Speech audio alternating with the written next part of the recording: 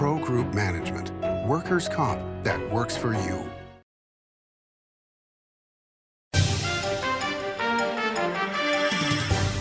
Welcome to Nevada Newsmakers. On the broadcast today, the chairman of the Clark County Commission, Segerblom, joins us for the whole show on an all-new Nevada Newsmakers. Big R in Sparks is located on Bering Boulevard next to Smith's and across from Reed High School. It's a 50,000 square foot clothing store and a whole lot more. For the cold days ahead, jackets, hoodies, flannel shirts, insulated bib overalls, thermal underwear, beanies, and merino wool socks. Big R. Hardware, clothing, and a whole lot more. For 50 years, Nevada Heating has been keeping people comfortable in their homes. At Nevada Heating, call the Do It Right guys and get the heat back on today. Call us today and we'll fix it today. That's the Nevada Heating way. Why freeze for days on end when Nevada Heating can get your furnace fixed today? Call us today and we'll fix it today at 323-5585 or schedule us on our website at nevadaheating.com.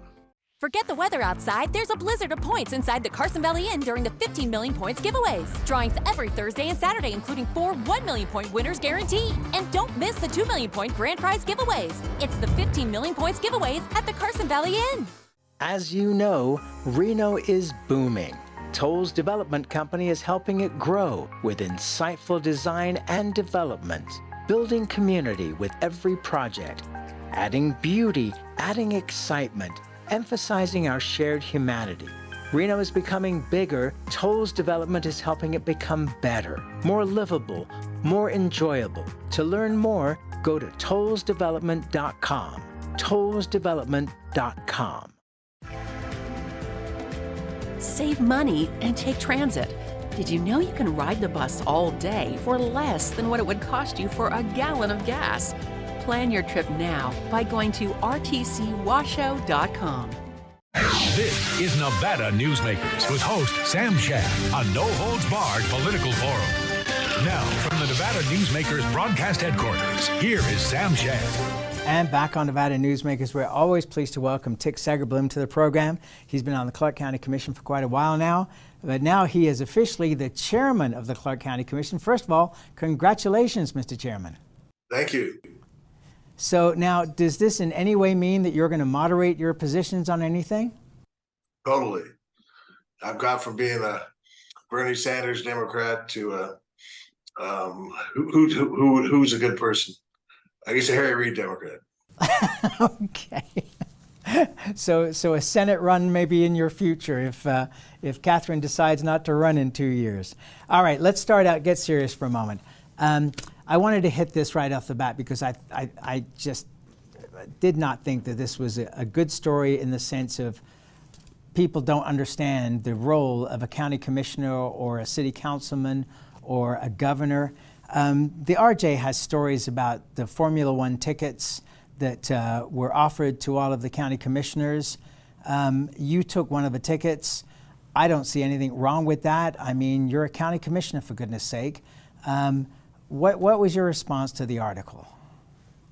Basically, that's part of our role. I mean, it's probably the biggest thing we've done, and we had to approve it. We have to supervise it, and we theoretically have committed to it for 10 years. We need to monitor that thing like ever. And truthfully, I've gotten more negative feedback based on the Formula One than anything I've done in politics. So I think it's important that we went there. But just so you know, the backstory, they came to us and offered tickets. We were concerned because the value of the ticket was actually more than $10,000, which is more than you can accept as a contribution. We asked our district attorney for legal advice. She actually wrote an opinion saying that if it's just for us, if we don't take a spouse or a guest or anything, that is a legitimate business reason to go there. And so that's why those of us that went, I think, went based upon that advice. Now, I personally thought that advice meant I didn't have to report it. Other commissioners reported either as a contribution or as an educational thing, and I'm going to amend my report to indicate that it was educational. But this was not something we just overnight thought about. We deliberated a lot, asked for a legal opinion, and based upon the legal opinion, we went. All right, so let's get down to the issues, because you were on the program a couple of months ago talking about your concerns about this for the employees who are trying to get to the properties on the Strip that were greatly delayed, the Uber drivers, the taxi drivers that were taking 40 minutes plus, which I experienced, to get to a 10-minute drive. At the end of it, we know that the properties in the middle of a track had a fantastic week, and they're very excited about it. We know other properties and other businesses did not do so well. But again, this was the first time out. What are your thoughts at this point in terms of, how we should proceed with Formula One? Because we've still got that Netflix special to come, and that's going to bring worldwide attention to what was an amazing event. Yeah. Well, first off, I think the county needs to work more closely, and I think Formula One needs to reach out to us, because they've already announced the next race and we haven't even approved it. So they need to realize that who's driving the cart here, and we're in charge. If they want to take advantage of Clark County, they need to listen to us and let us evaluate what to happen. But honestly, when I approved it originally, I thought, well, this is a 2-hour race on a Saturday night. How complicated could that be? Turned out it was virtually a year. A lot of that was redoing the road, which we'll have to do again. But literally from, say, July or August until now, there's things torn up. There's lots of issues. And then, of course, the race week, when people get to their jobs, takes an extra couple of hours. I mean, who's going to compensate all those people? So there's lots of issues that we need to talk about, and lots of negatives that we need to address, and then evaluate whether it's in net better for the county or not. But my staff, my firefighters, the Metro, the amount of service that they had to provide, and then leaving places vacant because they had to be there at the station. I mean, this whole community suffered because of that. Now, whether, again, what we do is we promote Las Vegas, and whether that promotion is worth it, and at the end of the day, that's something we have to decide. But honestly, that has not been decided yet. Now, doesn't Formula One have a 3-year deal with a 7-year option? So aren't they within their rights to be able to say that they've got the date for the 2nd year? In my opinion, no. I mean, we have a deal, but it has to be renewed every year. There's 3-year commitment, but that doesn't mean it's going to happen.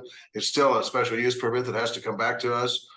So to announce the day and the fact that it's going to be at night, I mean, we haven't even agreed to at nighttime. Maybe during the day it's better as far as the impact on our citizens. So there's lots of issues that they just arbitrarily decided, well, we're going to do it. And as one county commissioner, I think that was premature. Was it a smart move for them to hire Betsy Fretwell, the former city manager of Las Vegas, to be on their team? I think just the opposite. I mean, as you know, down here, the city and the county are basically two different entities. We deal with the Strip. We understand the Strip. They deal with their issues downtown. But hiring the city manager to deal with the county is just kind of the worst message you could possibly send. So again, the proof will be in the pudding, and we'll try to work things out. But their messaging to us and as commissioners is very negative. They need to consult with us before they make decisions, as opposed to unilaterally make the decisions. They come to us and say, "Oh, by the way, look at how great this is." There are several businesses that have gotten together to talk about how literally millions of dollars that were lost to them. One restaurant in particular, that they're saying, we need to be compensated for this, and you're talking about employees need to be compensated. Are there any active discussions that you're aware of in terms of compensation, or should it really be more like NFR, where other properties and businesses have figured out over the years how to benefit from an event that can only hold a certain amount of people, and yet the entire Strip is packed with people enjoying the NFR? Well, honestly, that's one of the things we have to discuss. One of the things that's crazy about this is, we actually turn over our public roads to Formula One. They build these structures around it. They get all the advertising based on those structures. You and me can't even go look at the race. They block off the race, so you can't even look at. There's no place where a public can actually look through the wires and see the race. I mean, that to me is giving a private enterprise public resources. So if that's the case, then are there obligations to businesses who have been impacted or employees who have been impacted. Those are the kind of things we need to at least talk about going forward. Whether we compensate somebody in the past, I'm not sure how we would do that or who would do that.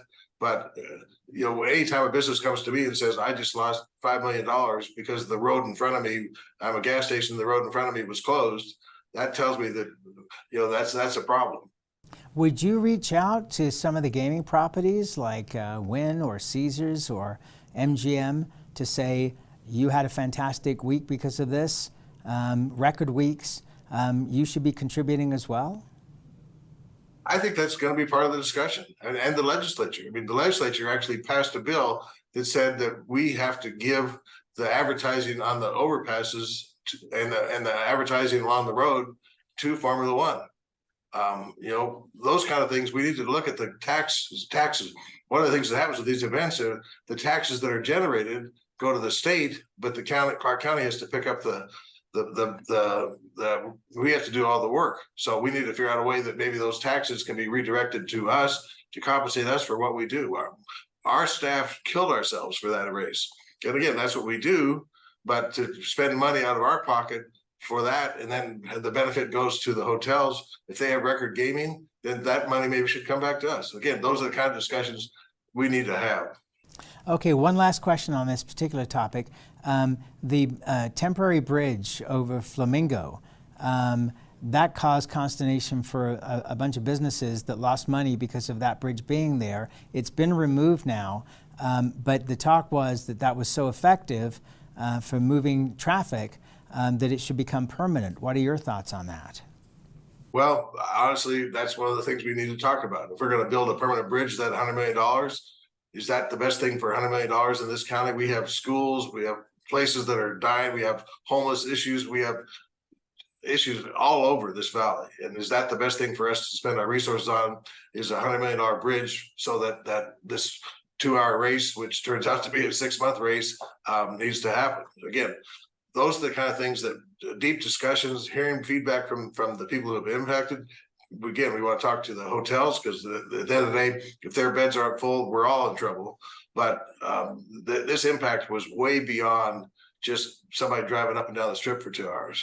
All right, let's take a break. More with Clark County Chairman Tick Segerblom after this timeout. Find your fortune during the $150,000 Lucky Fortune giveaways at Tamarack Casino. Cash and free play giveaways every Thursday and Saturday, including $5,000 cash guaranteed and $40,000 in grand finale giveaways. Your good times are at Tamarack Casino. Retail's impact on Nevada's economy? Enormous. 8,600 businesses, large and small, employing 145,000 workers. And last fiscal year, retail paid tax on nearly $60 billion in sales. We're the Retail Association of Nevada. We support retail, we help it grow, and we mean business. RANNV.org. Pro Group Management is the place where companies can find workers' comp solutions that are designed to meet their specific business requirements. As regulations evolve, Pro Group takes a proactive approach to clear the path to make sure your business stays ahead of the curve. Knowing your workers' comp program is optimized, you can focus on other important matters related to your growing business. Pro Group Management, workers' comp that works for you. Safety is the #1 priority for the trucking industry. Over $7 billion a year is spent on technology like this electronic eye that will apply the brakes automatically. But the most important factor for safety is the truck driver. These hardworking men and women who safely move over 70% of our nation's freight and 94% of Nevada's. We thank you, because trucks move America forward. This is Nevada Newsmakers. And back on Nevada Newsmakers, we continue our conversation with Tick Segerblom. He is the chair of the Clark County Commission. So the next event coming up is this little thing called the Super Bowl. Your thoughts on this and how that's going to play out? Well, first, I would say it is so exciting to see them. And in the opposite of Formula One, they are so prepared. They've been doing it for 58 years. And by the way, I went to the first Super Bowl, so I can actually explain how this all works together and how 58 years makes a huge difference in how you propose something. But it's so far, it's been a very positive experience, and they are so professional and working with our staffs and worked out to all of us. And honestly, I can't go to the Super Bowl, so we don't have an opinion that says we can take a $10,000 ticket just to see how it worked out, because we actually know how Allegiant Stadium works out. But at the end of the day, it's impacting our community. This is what we do. So we'll have to evaluate it after the fact. I'm sure we're going to learn some things, and hopefully it's going to be a rotation where every 4 years or so we get it back. But I've been saying forever that if there ever was a place to hold the Super Bowl, this ought to be the permanent location, because this is exactly what we do. And the impact is just 900,000% different than it was for Formula One. Do you think that if, and we presume the Super Bowl is going to be obviously hugely successful, that this will be an encouragement to the Republican and Democratic national committees to hold their conventions in Las Vegas as well? Well, I'm hoping not the Republican, but I've already got my plans ready for the 2028 Democratic convention. We can start it at the Sphere, we can hold it at T-Mobile, and then we can have the final thing at Allegiant. It's so perfect, it's unbelievable. So I'm hopeful that in 2028, we'll put together a committee right after this 2024 election and start working on making a presentation to the DNC to come here, because there's a union town that we have everything that you would want, and then if you throw the Sphere in there, which can you imagine? There's the speakers in there with the background. Oh, it's just overwhelming. But you wouldn't turn down the Republicans if they decided they wanted to come, right? Well, I'd have forced it that way. I don't think I have any control over, but it seems to me that being a pro-abortion state, I mean, we stand pro-union. Everything we stand for, the Republicans oppose. So I can't imagine they'd want to come here. But I guess if they want to come, more power to them. Well, we do have 3 members of the top offices in the state held by Republicans at this point, including the governor. So we do have that going for us in terms of that. I mean, I'm an equal opportunity person. I don't see red or blue. I just see green. So, I'll take the money. All right, let's change topics here.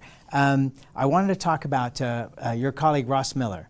He is stepping down at the end of this term, and April Becker has already announced on the Republican side that she's running from that seat. And she is a tough competitor. I don't know if you ever watched her on this program, but she is not somebody I would want to tangle with. At this point, do we know anybody who is contemplating running on the Democratic side for that seat? No one has reached out to me. I think everyone was kind of surprised or shocked that Ross decided not to run. So I'm not sure a lot of people have been preparing for this. But at the end of the day, these seats are very important. They don't come up very often. So I'm sure we'll have a great list of Democratic candidates. And it is a Democratic seat. It's going to be a Democratic year with the presidential election. So April Becker has taken some really strong right-wing stands in the past, starting with abortion and things like that. So I would not, she'll be a tough opponent, but I think at the end of the day, we're going to keep it. But it's a swing seat, really. I mean, Stavros Anthony got really close last time around. Right, but he didn't. And before that was Larry Brown forever. So, I mean, historically, it's been a Democratic seat. But it's something we can't take it for granted. We're going to have to find a good candidate and make sure they have plenty of resources. But we're not going to just throw up our hands and say, "Oh, April, you can have it." Do you think it's going to be the most expensive race ever run for the county commission? I mean, a multi-million-dollar race? Well, I'm not sure it'll be the most expensive, but it'll certainly be multi-million-dollar. These races have really gone over the top, and that's really a lot of just the cost of campaign is really dramatically changed. But whatever she's got, we'll match it. Okay. Those are fighting words right there, Mr. Chairman. All right, let's take another break. We'll be right back with Tick Segerblom after this timeout. What do you count on? You count on your power every day. At NV Energy, we've always powered what's important to you, but we're not looking at the past. We're focused on the future. While our standards are high, our rates will remain low.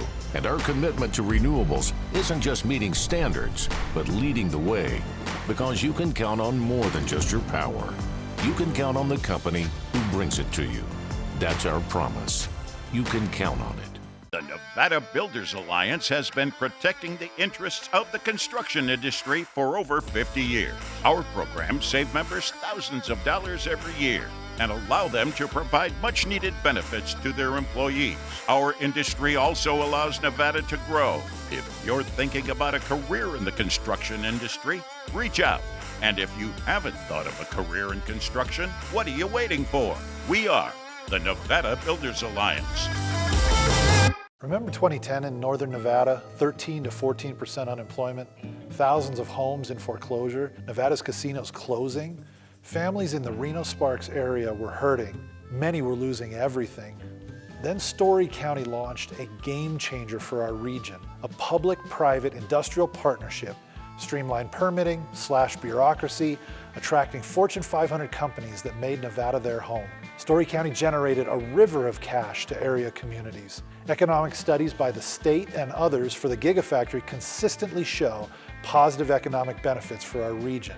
$4 billion in local wages, $17 billion in consumer spending and economic activity, over $100 million in taxes to Washoe, Story, Reno, Sparks, and Nevada, just for the Gigafactory alone. Story County, improving Northern Nevada one industry at a time.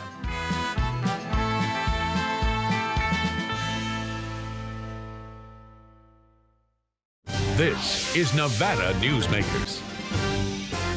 And back on Nevada Newsmakers, we continue our conversation with Segerblom. He is now the chair of the Clark County Commission. You've attended the Fontainebleau, I can't even say it, it's so expensive. The Fontainebleau, almost $4 billion. What do you think of the new resort?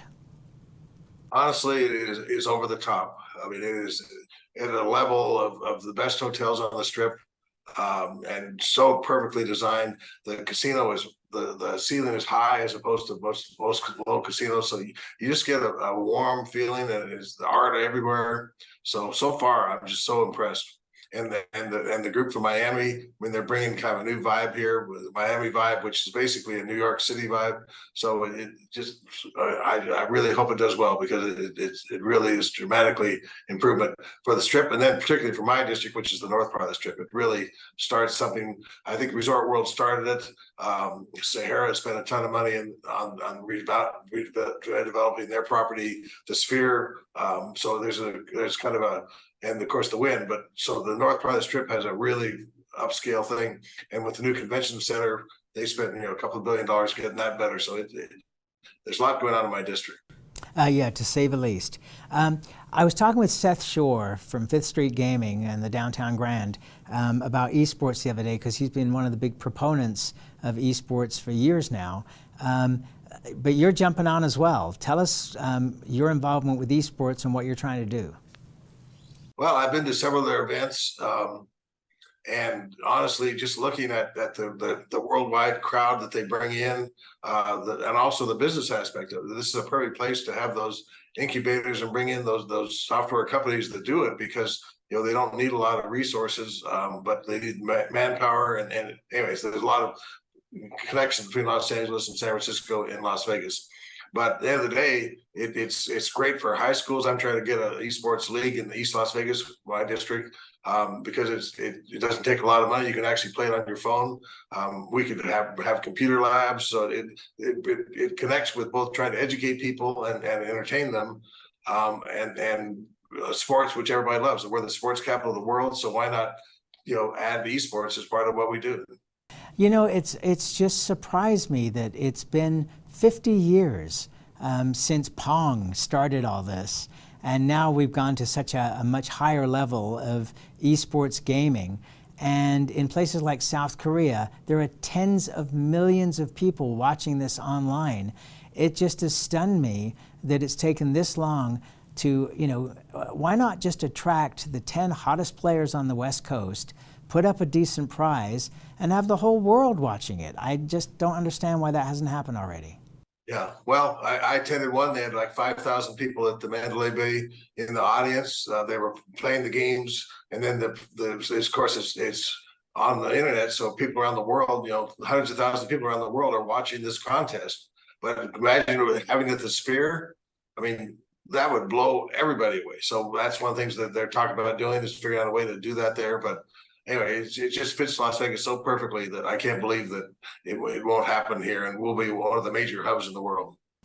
The thing about the Sphere is it is just mind-blowing. I mean, if you've seen it in a picture or a video, you still haven't seen it until you're actually standing outside of there or inside of there, because both elevations are incredible to watch that thing. No, it really takes Las Vegas to another level, in my opinion. It's going to be one of those things where, if you come to Vegas, one of the 5 things you have to do is go to the Sphere. I'm trying to bring a monorail station in there, so make it easier as far as transportation, because the parking is limited. But the reality is, it just sets us apart from the world, because it's the next level of entertainment. If we're going to be the entertainment capital of the world, then we should have the most entertaining event, and that's entertaining. Just watching it on the outside, and then you go inside, and it's like, wow, this is, anyway, it's just overwhelming. So I can't brag enough about it, and I think it's doing very well. That movie being shown 3 times a day, I think that's packed, and then with the concerts that are coming, and then they have new people are coming in. I think every major band wants to play there at some point, so they really are able to pick and choose who they want, and so it's over the top. To say the least. Tig Segerblom, always a pleasure to have you on here, whether you're just a commissioner and now you're the chairman. I couldn't be more proud. Thanks for doing this, as always. Thank you. All right, and we'll be right back. Imagine a magical garden that feeds Carson City's hungry and homeless, teaches our high school students agriculture, creates hanging floral displays to beautify downtown, and yet charges nothing. It's not magic. It's the Greenhouse Project. It's real, it's growing, and it needs your help. Go online to carsоncitygreenhouse.org so together we can grow it forward. Southwest Specialties has been making the homes and businesses of Nevada beautiful for more than 20 years. Their experienced designers and craftsmen create the walkways, backyards, water features, and a variety of outdoor cooking areas that add curb appeal and value to your investment. Call today or visit them at their website and see how they can make your outdoor spaces special. Southwest Specialties, creative, distinctive, beautiful. 7 at 7 is a newscast built for your smartphone. It's a 7-minute newscast available every weekday at 7 a.m. and 7 p.m. at lvrj.com. We don't waste your time, and we give you the day's top stories. We at the RJ have noticed some similarities between us and a certain BTS character, RJ. Plus the latest in Las Vegas business, weather, health, and entertainment news. 7 at 7 streaming now on your smartphone. Modern boutique Ahern Hotel and Event Center sits at the heart of the Las Vegas Strip. 2 floors of meeting and event space are ideal for groups and conventions. Stay in one of 200 luxurious rooms and suites. Brand your event throughout the property. Flexible event spaces make for easy planning and personalization. Take over the entire hotel with a full buyout option. Thanks for watching Nevada Newsmakers. You can catch us online 24 hours a day at nevadanewsmakers.com, or you can download the podcast wherever you like to get your podcast. We'll see you on the next broadcast.